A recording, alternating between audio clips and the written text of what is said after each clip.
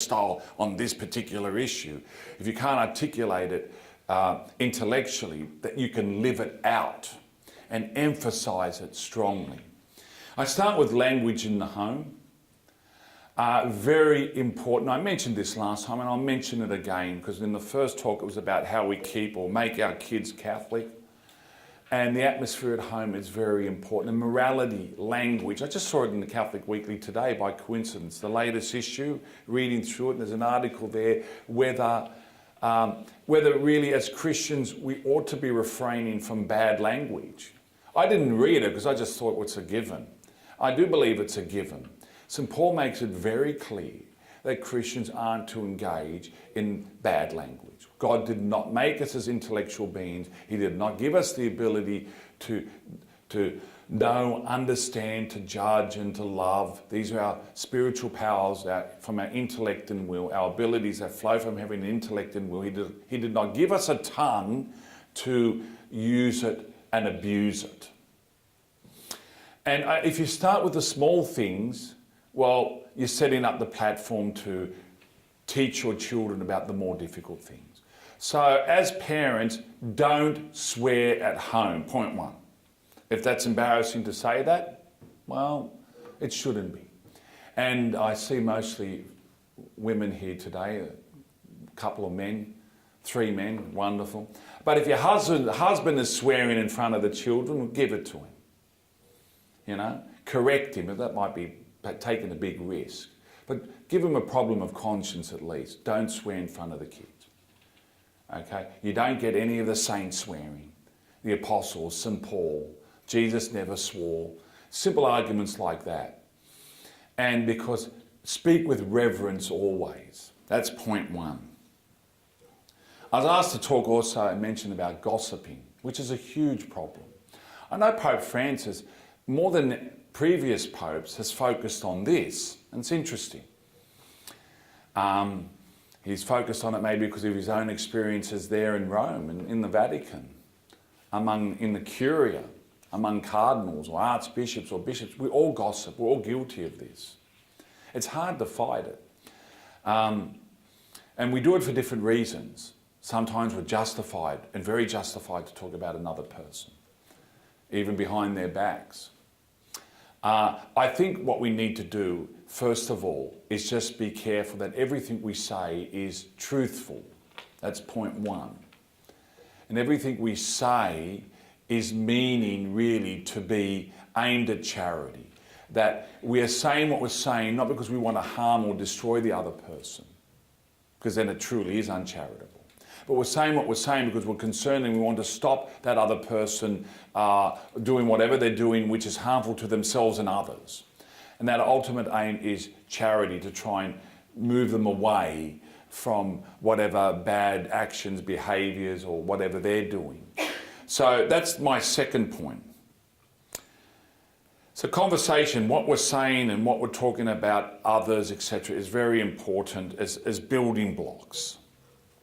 Then there's another one which I think tests us in this modern time, modesty in dress. We lost modesty in dress a long time ago. We've gone to extremes. If you go back to Victorian England, and when people talk about Victorian England these days, they're normally talking about it in negative terms. They talk about its extremes and its excesses, and they talk about its hypocrisy. And I think to a large degree people are justified to talk about it in those terms, but not just in those terms. I think it's imbalanced, grievously imbalanced, if they leave it just in those terms. Because those people who attack the Victorian era for its excesses are normally trying to lay a foundation for their current excesses on the other extreme. But I'll focus on extremes here to just set up the point, you know, and I'll introduce this. You know, we're 100 years. 3 days from now, we're celebrating the 100th anniversary of the first apparition of Our Lady at Fatima, 13th of May 1917.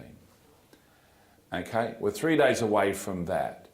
It was Our Lady of Fatima herself, in 1917, 100 years ago, who said to the children, I'm not sure which apparition it was, that we should not follow fashion. and that there are many fashions will appear in the world, future tense, which will greatly offend God. I've kept that in mind always, and it's true, it came to pass. That prophecy came to pass. We have, especially in the 20th century, shed too much clothing. And we are very, very immodest. And to say, just leave it at immodest is an understatement. We are very immoral in our dress. Nudity, obviously, is the ultimate end of this. The great Archbishop Fulton Sheen in the United States identified signatures, in inverted commas, that indicate that the devil has dominion over a particular country, culture, society. And he named, for example, abortion. When a country has given legality to abortion, that's a sign that the devil has dominion over that country.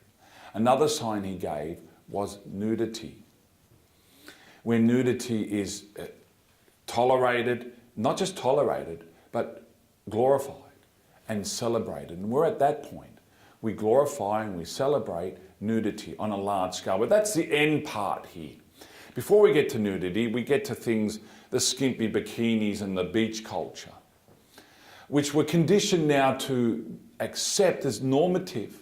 And we're not so scandalised anymore. And that's part of the problem, because it was a process where we didn't suddenly go from Victorian overdress to nudity in a few years. We did it by a slow process where we conditioned people into this type of immorality. So we need to be ourselves exhibiting good modesty in our dress. And just as practical things, don't, as the saying goes, let's not make ourselves lust magnets. Let's not dress in a way that induces people to lust. And don't raise your children, particularly your girls, but both boys and girls, in fashions that will make them lust magnets, that just excite lust rather than more noble and higher sentiments. You know, and this is what I used to, even in the 70s, when I was a teenager, I knew that these things were wrong. In the 70s, the disco culture, it was the really tight jeans for men and women. And what does that do? That focuses people's attention on the lower parts of a person. It's more lust than love. And then, of course, we go to other issues that expose too much of the, you know, do I need to elaborate? I'm a little bit embarrassed to elaborate, but you got the message. Okay, when you go to the beach, like, unfortunately, I'm married to someone who never thought of ever dressing like that, underdressing at the beach. You know, wears very modest clothing at beach, and it's never been an issue. Certainly it's not been an issue for me. And we try and raise our children in the same way. And fortunately, you know, I try and seize on secular trends. You know, the secular trend here is that we're telling ourselves to cover up when we're outdoors now in the sun, because we fear not God, we fear skin cancer. And I'll mention this because I was watching, sometimes I do a bit of historical watching on YouTube of anything, and sometimes it's a bit of sport. So I'm watching a bit of Test cricket from the late 70s and early 80s at the moment. And I'm watching the crowd and the way the crowd was dressed, and most of them are male and young men. And the vast majority were just in shorts, and that's it. No shirt, no singlet, just in shorts, maybe a hat, and of course with a stubby of beer in their hand. And that's how they sat in the sun for 7-8 hours a day.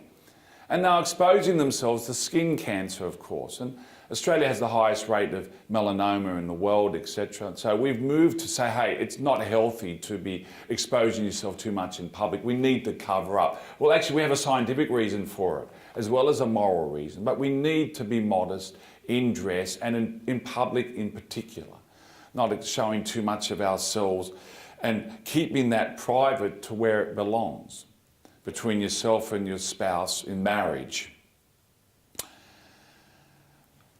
Coming back to one of my favourite topic again, at home, I said in the first talk that you and your spouse, the husband and the wife, the mother and the father, you're kings of your home, king and queen of your home. And that was symbolised on the day you got married. And in the Maronite church, we symbolise that by the crowning ceremony in the marriage ceremony. That sounds a bit old-fashioned, doesn't it?